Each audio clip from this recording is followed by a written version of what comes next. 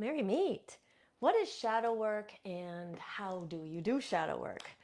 And how can we further our emotional and our spiritual evolution through shadow work? In tonight's episode, I'll be sharing with you some tips about shadow work, including the cyclical timing of shadow work and how you can better access your unconscious to do this kind of deep and extremely valuable work.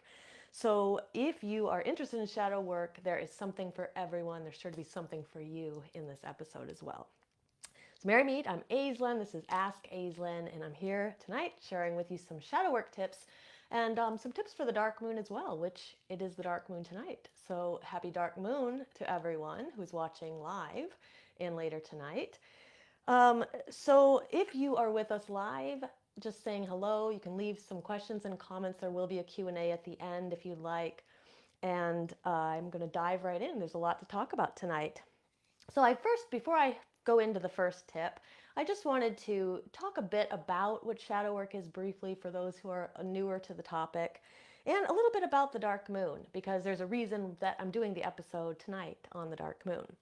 So shadow work is generally considered to be part of Jungian psychological theory. It is a way that we can integrate all parts of ourselves. So the idea with the shadow is that through time, and a lot of this happened when we were very young, there are aspects of us that we broke off, that we pushed off into the shadows. Generally, these were aspects of us that would be thought of as not appropriate in our families, perhaps in churches we grew up in, schools that we grew up in, just in general, those things in society that are thought to be not really great to have, those qualities.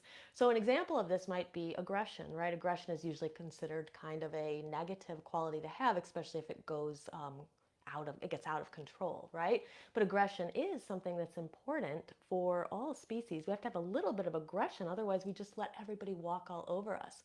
And if you look at species in the wild, if an animal doesn't have just a little bit of aggression, they're likely not to survive very long. So even these qualities that society deems kind of inappropriate and we push off into the shadows, they are necessary and they are part of us. And that is the biggest key to all of this, is they are part of us, which means that we can't deny them. And so when you hear people say, I'm just going to deny, all these negative aspects of myself, or I'm just going to wish all this away, while it might work temporarily, it's never going to work permanently, and it's never really going to have a lasting effect. And that's really the big issue with shadow work, is we are trying to get in there. We're trying to do the work so that we do it. We actually get it done, and we don't just temporarily put a bandage on it. So when we dig down into the unconscious, we begin to see what's there. We begin to acknowledge that it's actually part of us. That's how we begin to integrate it. And in Jungian integration theory, the idea behind it is once we integrate all aspects of the shadow, we then achieve wholeness, awareness, of ourselves. And I think from a spiritual perspective, I do believe that the way that we teach this in a group like ours, where we're teaching mostly witches and empaths and other people who are kind of on those magical and spiritual paths, we teach it a little bit. There's a little extra that goes on with it too, because for us, it's not just a way to emotionally evolve, it's also a way to spiritually evolve. And for those who really do take this journey and really take it to heart and do it deeply, they find that their magical and spiritual gifts begin to accelerate and amplify just simply because of this work that they're doing. Okay, so if that sounds like something good and interesting to you and something you'd like, tonight's episode is all about me sharing some tips about how you do it, okay? And now I do want to mention, as I said in the beginning, that this is the dark moon. We're recording this on 1/10/2024, and so the dark moon is considered the 24 hours before the new moon. So sometimes you'll hear people say the new moon and the dark moon are the same, and they're not energetically. They're actually quite different. They're like two sides of the coin. The dark moon is where we come to the very end of the cycle. It's where we do the final releasing. I always use this metaphor. It's like a period that anyone who's a bleeder has, right? They let go of that energy at the end of the cycle, and now the womb is open and clear, and something new can come in.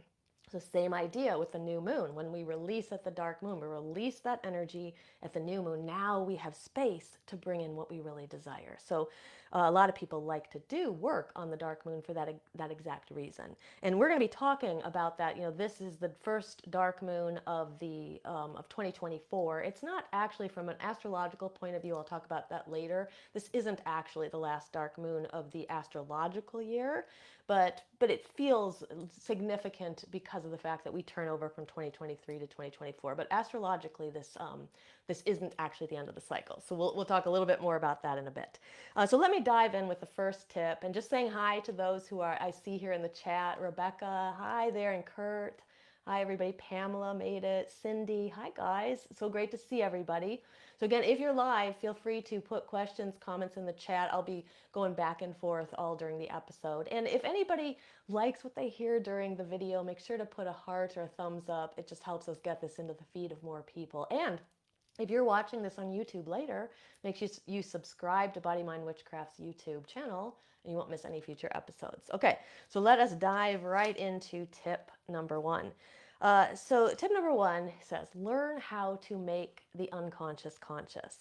So the idea here is that most people go about their day completely unaware of the unconscious and of their unconscious motivations and their unconscious forces that are essentially directing their lives. And it makes a lot of sense, right? Because how could we possibly know what's there, right? It's in the unconscious for a reason.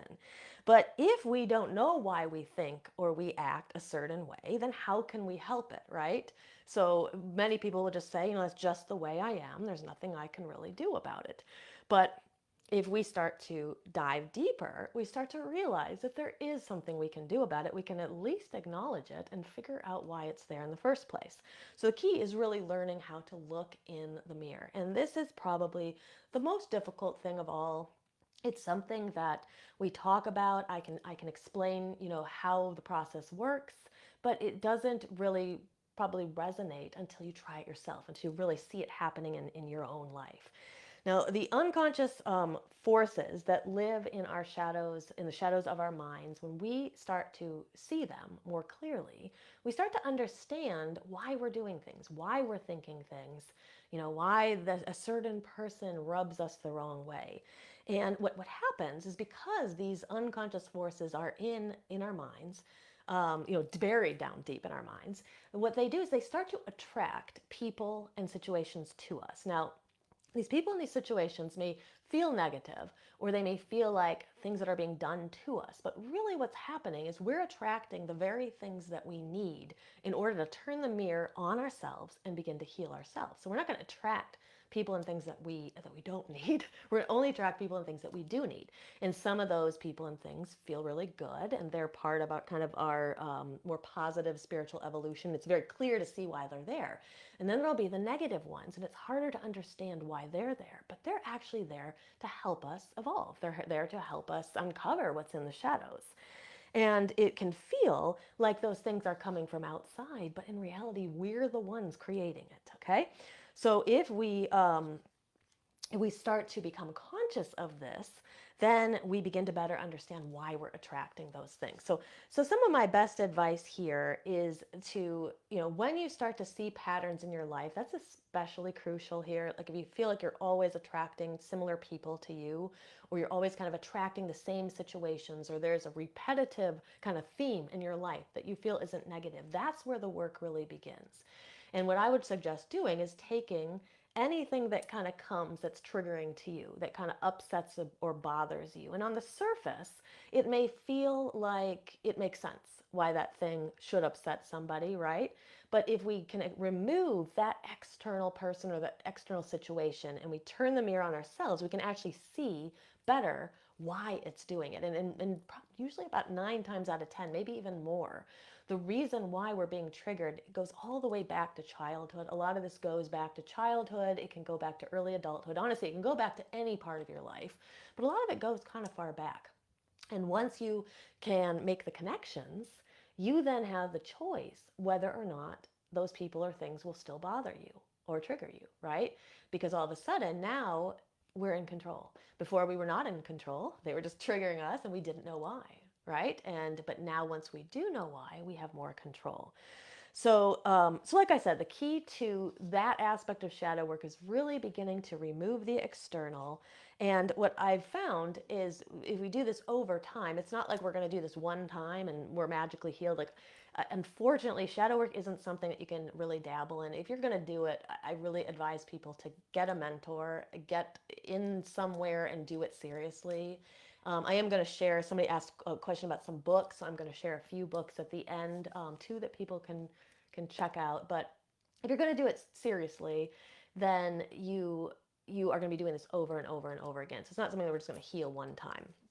Um, but when we do it over and over again, and we'll talk a bit more about kind of the cyclical aspect of it in the next tip, but that cyclical aspect to it to me is really key because we do it this cycle and then we do it the next cycle and the next cycle, and maybe we take a break at some point. Shadow work's kind of tough. So I usually advise people take a break and do some energy work. In our own membership, we'll take breaks and we'll do some astrology and different things, and then we'll go and we'll do some of the harder work. But when we do that over and over and over again, eventually we start to feel so much better, right? We start to release some of the shackles that we had to the unconscious, and we're better able to acknowledge those shadow aspects, integrate them, and realize they're part of us. And now we have control over whether or not we'll act on them. Okay, so that is tip number one, learn how to make the unconscious conscious.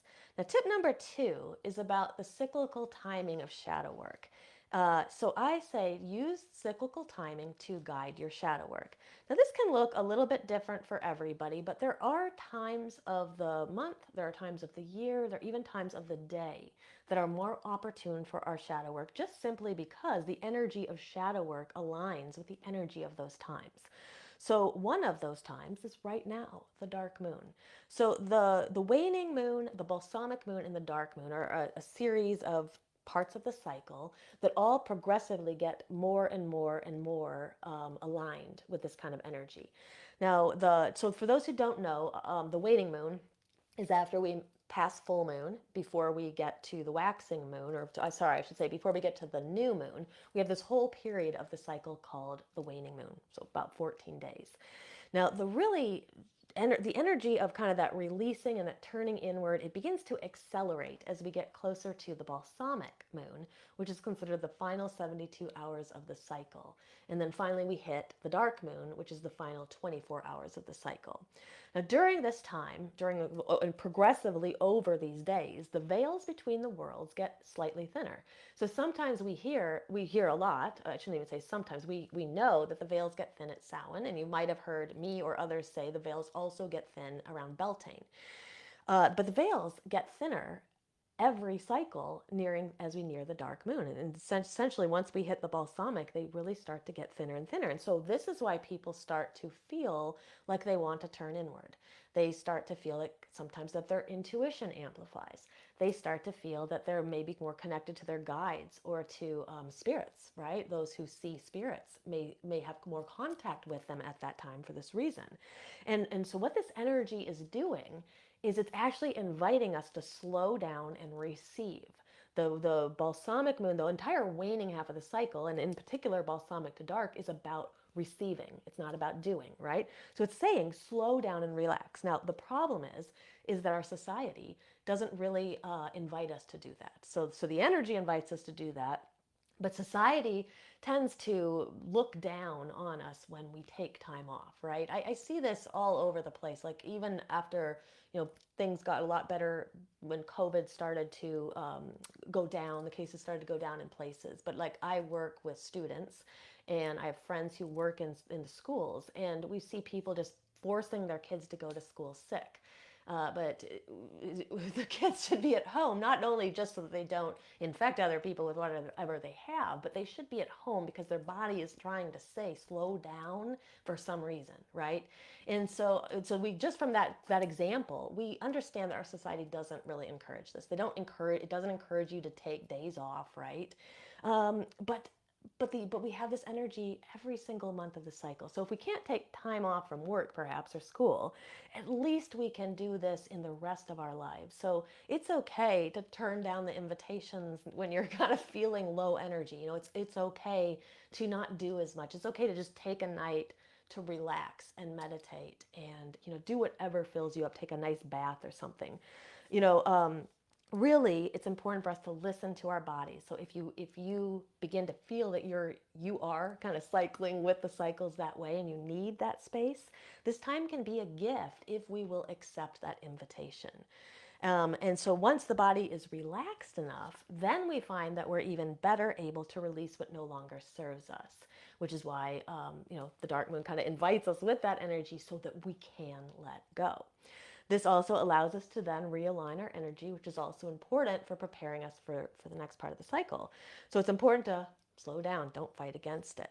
Now, there's other times that are similar to this. So this is, I'm talking about every, lunar cycle, we have kind of that 72 hours, right, as we come to the close of the cycle. But winter is also a great time for this kind of work because um, if you look at the cycles of the solar wheel, what we realize is that the winter is very similar to the waning time, right, of a lunar cycle, and in particular to the balsamic time. And so, from an astrological point of view, and this is what I was mentioning in the very beginning of the episode, the new solar cycle doesn't actually start until the spring equinox. So, though we do kind of recognize the passage from 2023 to 2024 as being significant, and we call this the first dark moon of the year, the way that we are like we're naming these right we're naming the start of the year doesn't have any significance to the astrological way that the universe is moving. So what that means is that we actually kind of have the new year beginning in a few months, and we have this space right now to kind of really go inward, go deep, relax, realign, and be able to get ready to like let go of things so that when the astrological cycle starts on the equinox, you're ready for it. Um, Now there is also a daily alignment of this energy as well. So this time would be, I always say, like dusk. It's a very good time for shadow work and into nighttime because it's just the energy becomes aligned with this kind of work. It invites us to go inward, slow down, go deep in. Now, interestingly, I had made a note here too to mention this. Interestingly enough, I see more people join our groups searching for help with shadow work from about Samhain to about Ostara, and that is in that time period, right? That would be most aligned energetically for this kind of work. So it's kind of interesting. They feel it even without knowing it. And most likely what they're doing is they're feeling pulled inward and they're feeling that energy and they're looking for a way to do something about it. So that is tip number 2, using the cyclical nature of the seasons and of our cycles in order to do our shadow work. Okay, so before I go to the next tip, let me go to the chat, and I'm going to actually answer a question because it goes really well at this point of the episode. Um, and I see in the chat, I see a few more joining us. Hi, Sarah, and I see Sabrina's here. I see Cindy said, do you think I've been visited by the horned god who's reached out to her twice over the last few days, week, as being connected to the dark moon? And it's very likely because, like I said, as we come closer to the end of that cycle, we are more receptive. We are more likely to get messages coming through from the gods, from the spirits, from our guides. And so actually it probably is connected to that. So you also have the beauty of it is that you have that every single month too. So that it doesn't just have to be like a one-time thing. And if you know in particular that your deities or your spirits or your guides connect more to you at the dark moon or as you near the dark moon, then you know in the next cycle that to kind of be prepared, right? You perhaps next time you actually can have some questions to ask, or something that you do prior to the dark moon, or even like the balsamic as we're going into it, and that can help you get even more messages the next time. But good, very good question. All right, so I am going to answer a question from Tabitha. And so she is asking something about the dark moon. So I thought this was a very good part of the episode to answer her question. So she said that she is doing a releasing for the dark moon. And she said, do you have any advice on making sure that it's all cleared out? So without knowing what a person is doing, it's a little hard to speak to it because I'm not entirely sure what you're doing. So some of the things I may suggest you may already be doing or planning to do. But I wanted to share a bit about last night's dark moon ritual that we did inside of Shadow Seekers, and that will give you kind of an idea of like how we processed the dark moon. So I shared with our Shadow Seekers membership a ritual that I do every single dark moon. And it's a very simple ritual. And what I do is I cast my circle, call quarters, call deity, and you don't necessarily have to do any of those things because you could just kind of do the heart of the ritual without doing those. But I usually do that. Last night we called Caradwin because we were really looking for like some transformation and trying to kind of release a lot of things because of the new year starting, at least the perception of the new year starting, and then making that space for setting intentions for what comes next. Uh, but I do the ritual every single cycle, and I usually call Kali in my own personal rituals. And so what we did and what I do is take a piece of paper, and last night we set a timer for 3 minutes and then extended it to 5 minutes, and everybody writes as fast as possible all of the things that you want to let go of. And so you kind of start out, I release my fears about money, anything that you want to let go of, right? And if you get stuck, and the idea here is to write as quickly as possible, not really allow the conscious mind to think at all.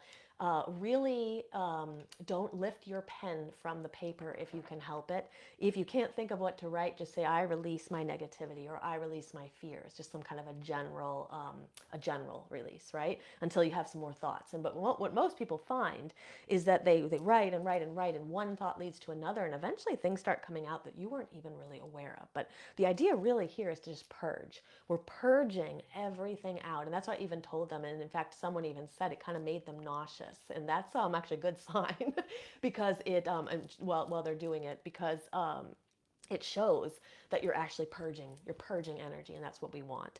And so once all that was done, now you could do it like with a timer, like we did. 5 minutes. Actually, was able to get through like a full sheet.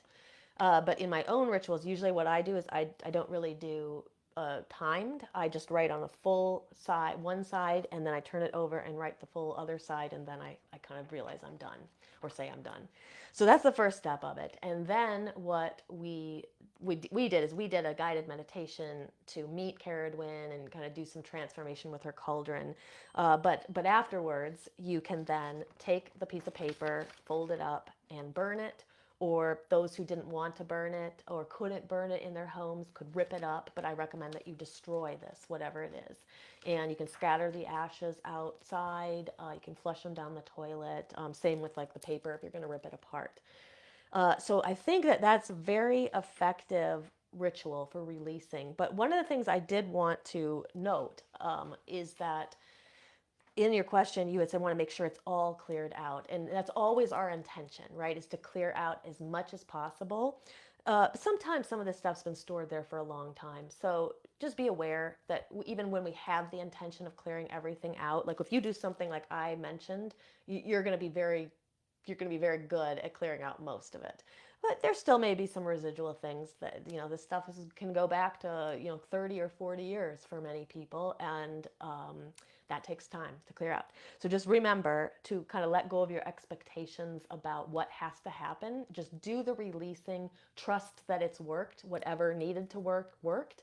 And you can always repeat that the next dark moon. That's the beauty of cyclical magic, right? Is that we always have another cycle. And when it's lunar, that's 28 days from then, right? So a very great gift for us. But that would be my advice on, kind of making sure everything's cleared out is the purging technique is very, very effective. So I hope that your releasing ritual tonight is great, and we'd love for you to share it later in the group with us too.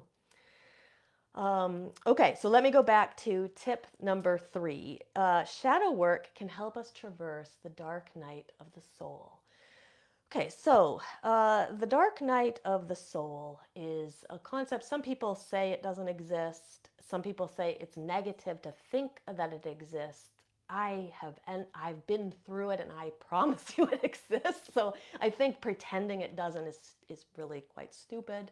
But many people get called to this kind of work when they reach their darkest point. And there's a reason for that, right? We get to that place and we realize that we need something. We need something to change, or something very bad is going to happen to us. And so it leads us to begin to contemplate our own inner darkness during those low periods. And what we find, those who do shadow work during the dark night of the soul or during those dark periods of their lives, they find it can be very, very cathartic work. Now, I do always recommend that if people are in very, very low spaces and they're doing this work, that they get a therapist to go along with this, even if that therapist is just on call, but at least to have somebody that they can talk to, or have a group that they're going to do it with, or a mentor of some kind. But you know, so I did it on my own, and I guess that's kind of why I do recommend that people make sure that they have support.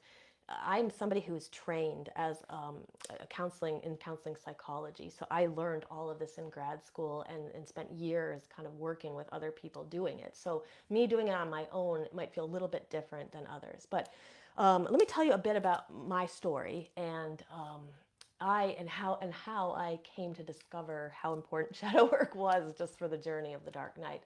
So in 2019, I became pregnant after years of trying, and was very overjoyed by it all. And immediately didn't sense like anything about the pregnancy, which, looking back, kind of, I realize now, as a witch, I would have imagined I would have felt something. I didn't really feel much of anything, but was overjoyed, and so we went through the next few weeks overjoyed, until one night I had terrible pain. By the end of the night, I had like passed out in the shower. I was rushed to the ER, where it was discovered that it was an ectopic pregnancy, and not only that, but it was so bad that I had, I think by the time I was in the operating room, had lost nearly 2 liters of blood. And so essentially had a near-death experience that I remember very vaguely. When I came out, I felt naturally upset, right? Takes a lot of time to recover. There were physical issues that I had to deal with, and there were also mental issues that I had to deal with. Now, the physical ones were very easy. I was able to eat the right kinds of food. The doctors marveled at how quickly my iron levels were able to come back after those transfusions that I received. But the mental part, that takes a lot longer, and I sunk into a deep depression. And this is when I really began to kind of pull out that stuff that I had learned in grad school. I've always been a student of Jungian psychology, and so I started to pull out some of that stuff I had learned, and started to do my own shadow work. And what I found is that it helped so immensely. I mean, there's many highs and there's many lows of shadow work, as those who do it seriously will tell you. But for every low that there is, the next, we gain so much. And I don't know how I would be here as I am right now, without this kind of work. Many people have said that long-term fertility journeys and pregnancy losses are akin to, like, kind of the energy of cancer, and how that affects people mentally. And so many people don't recover from these things, or it's very difficult. And I remember there were cycles that I would get my period, and I would be on the floor crying for days. But with this shadow work, it was like every time I did it, even though I got older and I still wasn't pregnant, I became more and more hopeful. And that is the key. That is the beauty of this kind of work, that it pulls us up out of that dark night. And even if it doesn't fix things, it's not a promise that it's going to fix anything, but it gives us a different frame of mind in order to navigate the world. And that's the beauty. That truly is the beauty of it. When we, the dark night of the soul, if we look at it from a certain perspective, it's like a washing, a clean of the soul in a lot of ways. That's how it felt like for me. And when we finally kind of emerge from those shadows, we do so from a higher and a more evolved perspective. And that's what I really, really experienced as well. So if you are, like I said, if you're in a very low place, I recommend, definitely starting with a therapist, getting that kind of set up, but see if shadow work works. And it does. Sometimes it does during that time period. Sometimes it feels like it's a little too intense. And sometimes you need to be kind of step away from it. You need to be like a little bit past it in order to go back in later and try to work through those things. But it can have a profound effect on helping us eventually work through those darkest periods of our lives. Okay, tip number 4, your shadow is only your enemy if you deny it. So sometimes think of this as like a battle, right? Like a battle between shadow and light. And it's really not like that. The darkness isn't evil. The shadow isn't bad. It's not there. It's not your enemy.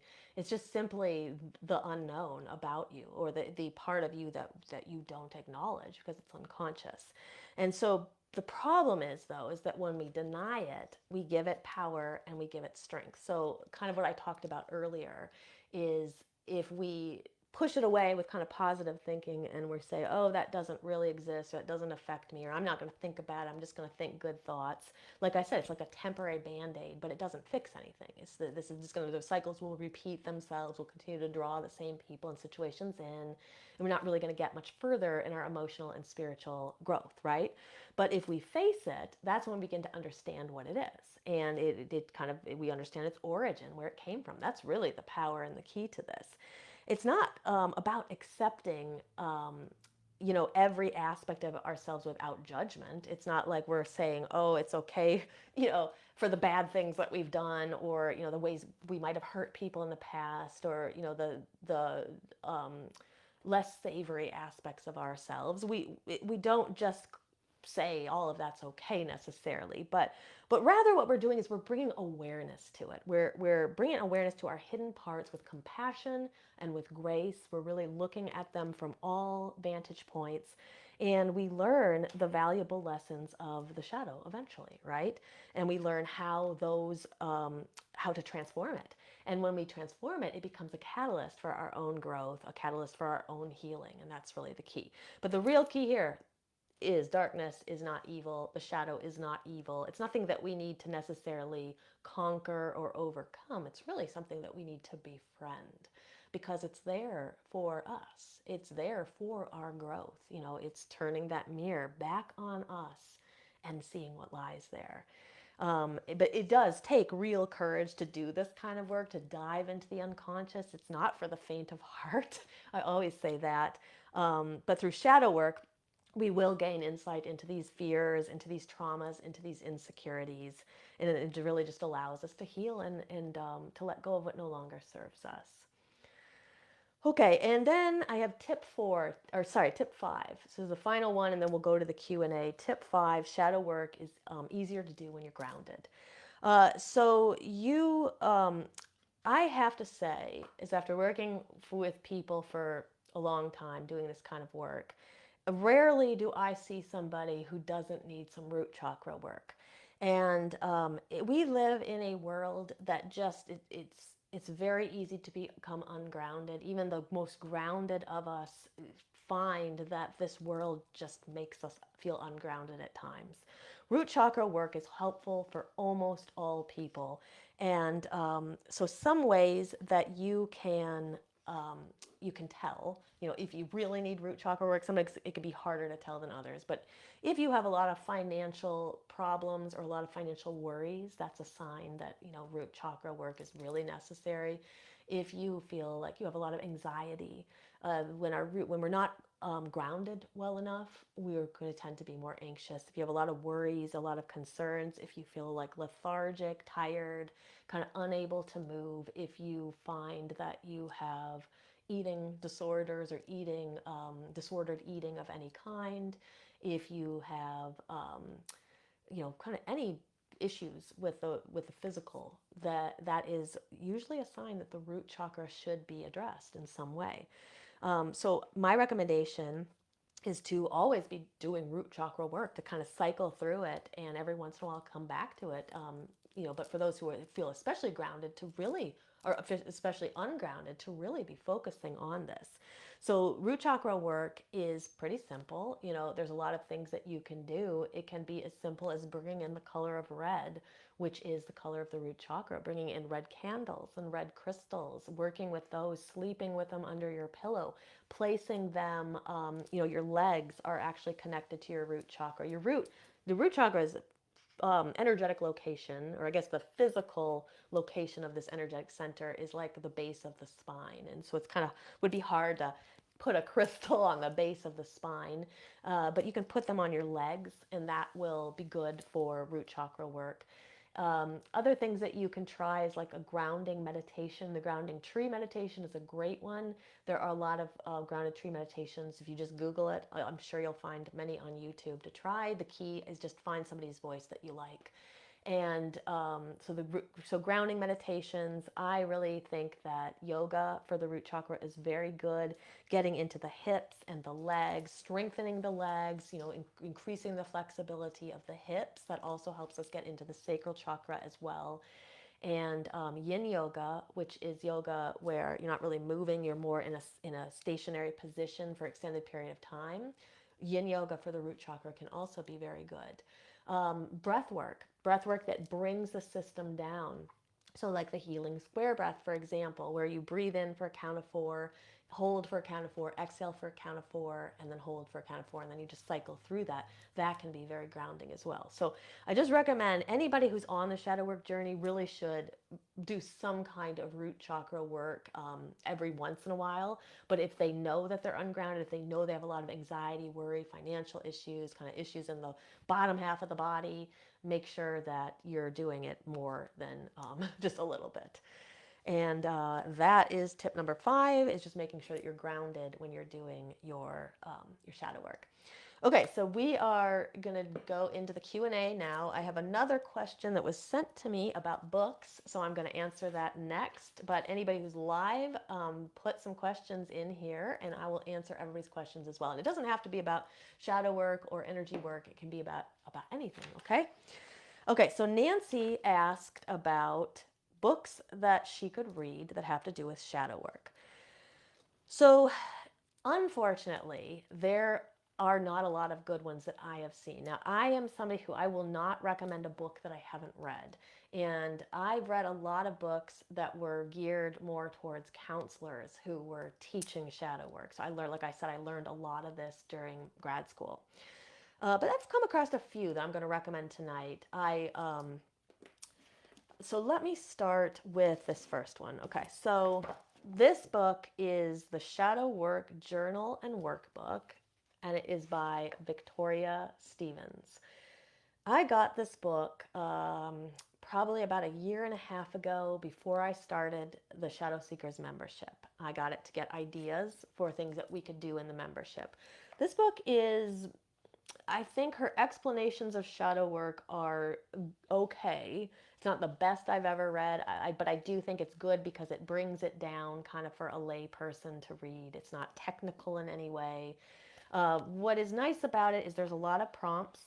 So she's got like a lot, like pages of these prompts. She's got spaces to write like letters to yourself. Here's a part where they're going to write down symptoms that they're having. And overall, I think it's a pretty good book. Now, recently, a couple days ago, I went onto Amazon and I Googled Shadow Work Journal, and I was alarmed because when I bought this a year and a half ago, this was about the only one there was. There's a couple of others. Now I see about 20 or 30 other shadow work journals that seem to have a very similar cover. So I'm not really sure what's going on. I think that I suspect that people are writing these with AI and they're publishing these very quickly, and that's why we're seeing a lot of these kind of workbooks coming out. So I can recommend this one because I've used it. As far as the other ones out there, I don't know whether they're very good, but I see a lot of them coming out. And part of it too is that people are becoming more interested in shadow work, and that could have something to do with it. But again, this is the Shadow Work Journal and Workbook by Victoria Stevens. The next book that I would recommend, I have recommended this one before. This book is The Temple of Shamanic Witchcraft by Christopher Penczak. So even though this is a book that teaches shamanic witchcraft, there's a lot of elements of shadow work in this book. I think Christopher Penczak is one of the best authors on witchcraft. I love his books. I've got almost all of them here in the bookshelf back there. So while it's not a shadow work book per se, you will do shadow work if you get this book. So something to consider. It is part of a series of books. This is the third in a series, but I have all of them, and it can absolutely be purchased without having read the first two. For those who are interested, though, his first book is The Outer Temple of Witchcraft. That is mostly about, it's kind of like a Witchcraft 101, teaches you all the basics. And then there's The Inner Temple of Witchcraft, which is more about mental how to use mental energy and how to manipulate energy. And then this is the third one. This is the shamanic witchcraft, and really is a dive deep into kind of the soul and healing and things like that. So great book, Temple of Shamanic Witchcraft by Christopher Penczak. Another book that I purchased a long time ago, because I think that this is 2001 is when it came out. So this book is called Sisters of the Dark Moon. Now, unfortunately, it's geared really towards women. But I feel, I don't know, I guess if you weren't a woman, you identified as a different gender, you could check it out and see if you like it. This book I purchased a long time ago, and it was really the beginning of my connection between the shadow work that I learned in counseling psychology and my role as a high priestess in my own coven. And I bought this in order to lead the sisters of our coven through some shadow work. So this book goes through 13 different rituals and dark goddesses to work with. They're not necessarily all shadow work related, but it's still a very good book. I mean, it kind of goes through the different it talks a little bit about the moon, and then it has rituals that you would do every dark moon, and they're actually aligned to the 13 moons.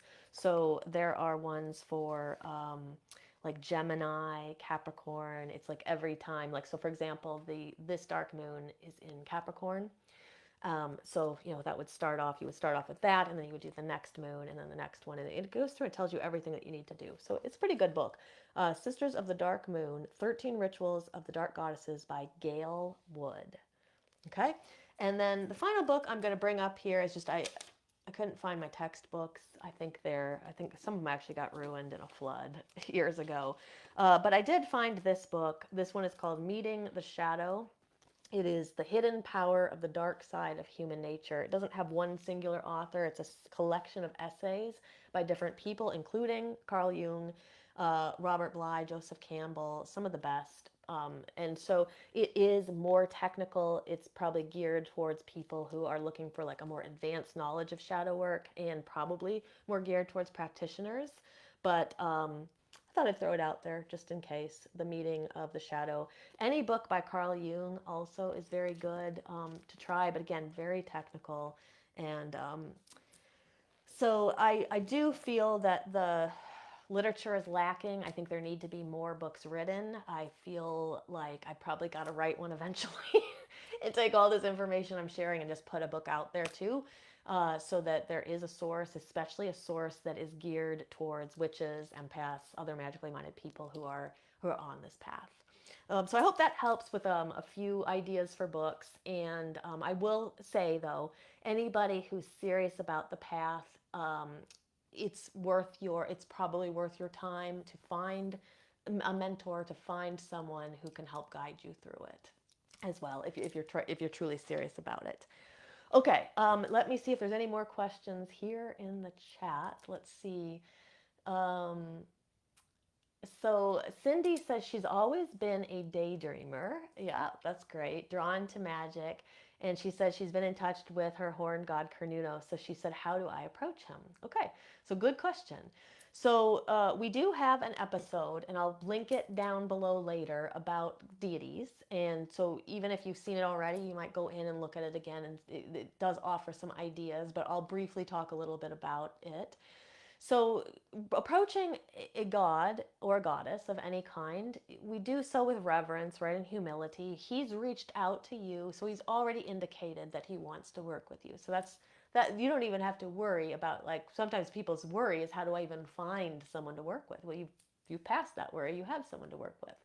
So what I would recommend doing is getting to know as much as you can about him. Do reading about him.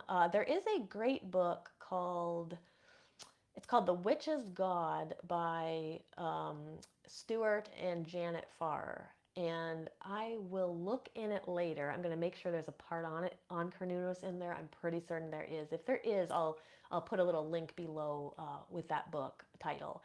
That has a section. If it's the one I'm thinking about, it does have a section on him. It will show you. It will tell you a little bit more about his myths, a little bit more about how to work with him specifically.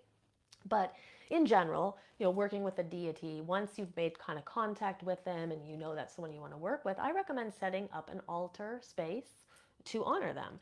And that can be as simple as the top of a bookcase. And you put a candle on there and you put an offering dish and you leave an offering. And so look to find what kinds of things Cernunnos would like. He is a god of the earth, right? So my thought is acorns would be a great one for him, or pine cones, things like that. Nuts and seeds, I think, would be great offerings to him. Leaves, and but leave something for him, and that begins to kind of make you have that connection with him. And then I would think about, if you work with deity in ritual, like you could think about calling him as well during a ritual to work with you. And so think of an intention that you have, and what you do is you go into the ritual space, you evoke him as the deity that you're bringing in. And how I usually work with deities, I call them in, and then we do some kind of an intention in the center, and we ask the deity to be there, to be present, to kind of guide us, aid us with their energy, kind of amplifies what we're doing because they're there. And that's a good way to approach him. So another thing, and I think I might have mentioned it before, is to you can always leave intentions under your pillow. I like to, before I go to sleep, if I have a deity or a guide or somebody I want to connect to or a question I want answered, I will kind of program. You can write it and put it under your pillow and then kind of repeat it to yourself as you go to sleep. I'd like to connect to Cernunnos. I'd like to connect to Cernunnos. Do something like that. But that would be my recommendation. I'll go ahead and link that video below as well. But I think if you just start out with an altar, with a candle and an offering dish, and then as you go, you can grow more. You might get statuary. They sell statuary of Cernunnos. So you might find other things. Decorate the altar then with pine cones and different things, and it becomes a lifelong process. The deities I've worked with, some are newer, some I've worked with for years and years and years, and at some point it's like friendships that we build with them, right? So that would be my best advice on that one. All right, any other questions? I'm checking the chat to see if I missed anything, but if anybody has anything else to add, I'm gonna, while I'm waiting to see if there's other things people want to ask, let me let you know about next week. So next week I will, on 117, we're gonna do an episode on meditation techniques. So if you are someone who's had trouble meditating, this is the episode for you, because I'm going to share with you some other ideas. Meditation does not just have to be sitting like this quietly for 20 minutes. There are a lot of options for meditation. So when people say that meditation doesn't work for them, I usually say, you haven't found the right one that works for you yet.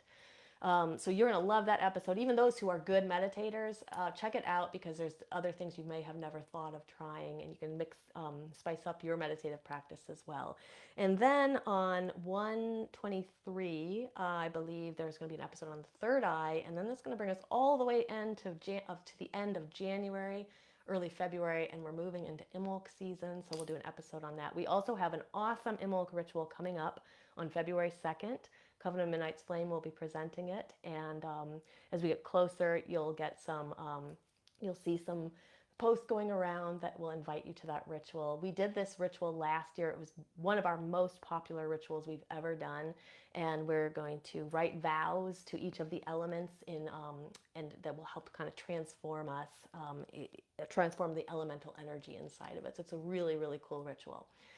So I hope you will join us for that one. I don't see anything else in the chat right now. In case I missed anything, I'll go back in and check it later. If you are watching this in replay, you can leave questions here too, and I'll go in later. I answer those as well.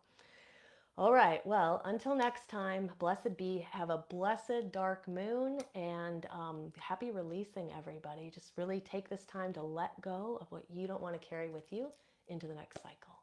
Till next time.